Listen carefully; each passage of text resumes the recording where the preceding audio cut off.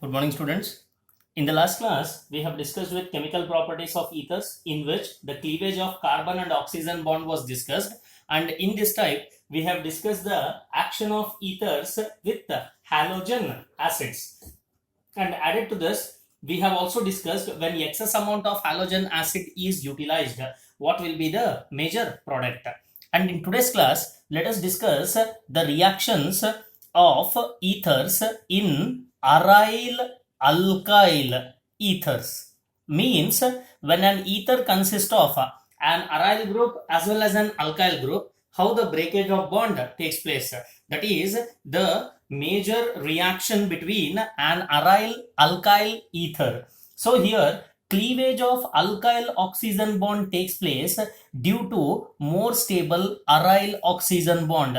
So what does the meaning tell? The meaning tells that, so this is called as an aryl group, an alkyl group. So this is an aryl alkyl ether. The bond between the benzene ring and the oxygen is more stable. Due to that reason, the breakage of bond takes place between an alkyl group along with an oxygen group with reference to aryl alkyl ether. So when this aryl alkyl ether is treated with halogen acid, so we are going to get a phenol. Along with phenol, we are going to get an alkyl halide.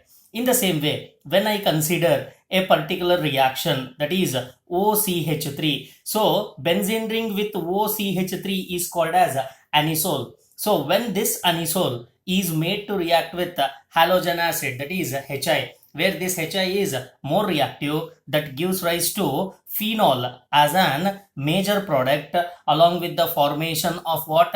Methyl iodide. So in the same way, if one of the particular group is tertiary in its nature, so here one more particular condition of the reaction has to be studied. The condition is when one alkyl group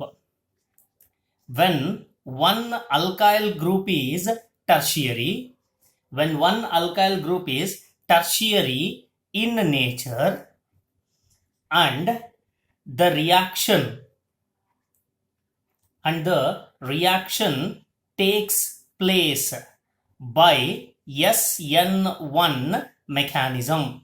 So it means that in an ether, if one of the alkyl is tertiary in its nature, how the reaction takes place? And this particular reaction takes place by SN1 mechanism and it yields tertiary alkyl halides. So how the reaction takes place? Let us discuss. So here this is trimethyl, which is binded to carbon, oxygen along with CH3. This is called as a tertiary butyl group. I can call this as tertiary butyl, and the other group is methyl. This is known as tertiary butyl methyl ether.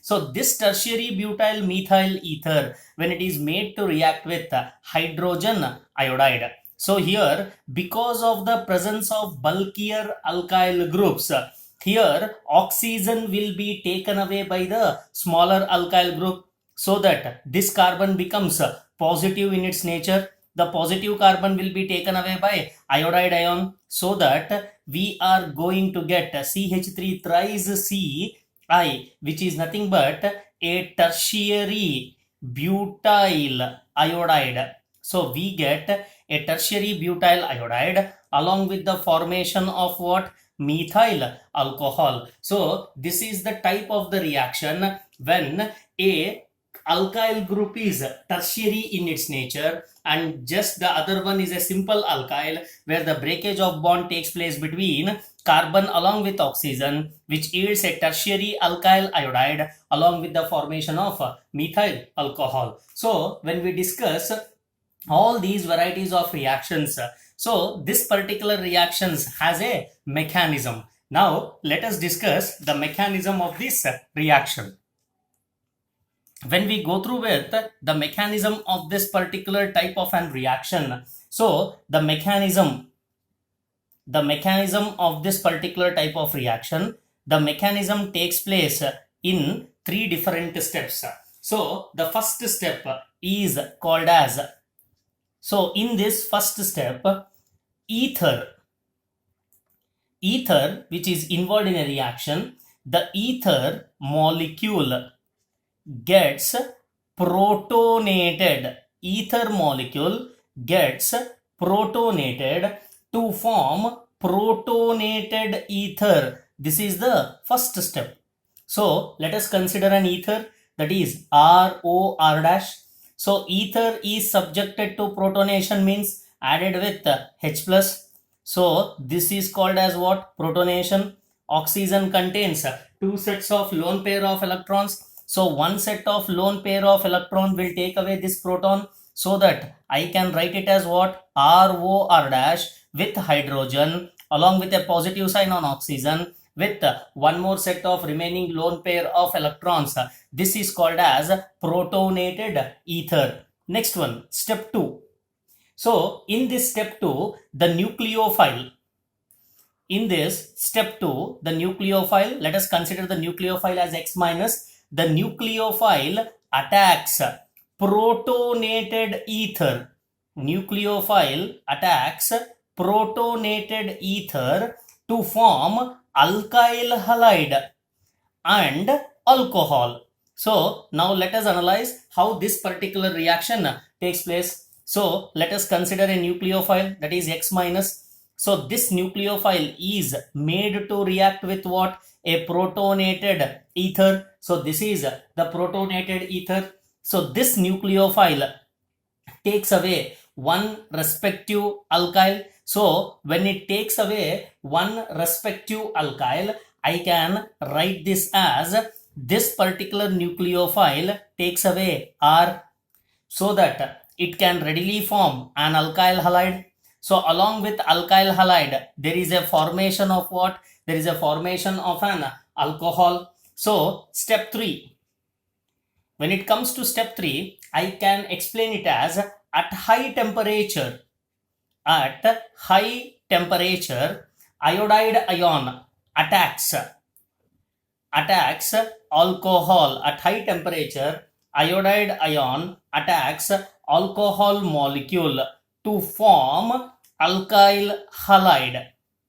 Iodide ion attacks alcohol molecule to form alkyl halide by the repetition of step 1 and step 2, so that I can write it as, so an alcohol, this alcohol is subjected to protonation again, because it has to be repeated by first step as well as second step. So we can get a protonated alcohol. So this particular protonated alcohol, that is ROH along with H with positive sign on oxygen, when it is made to react with iodide, so you are going to get what? Alkyl iodide along with the formation of water molecule. So this is the entire mechanism that takes place when we study the protonation of ether, that gives protonated ether. This protonated ether, upon reaction with a nucleophile,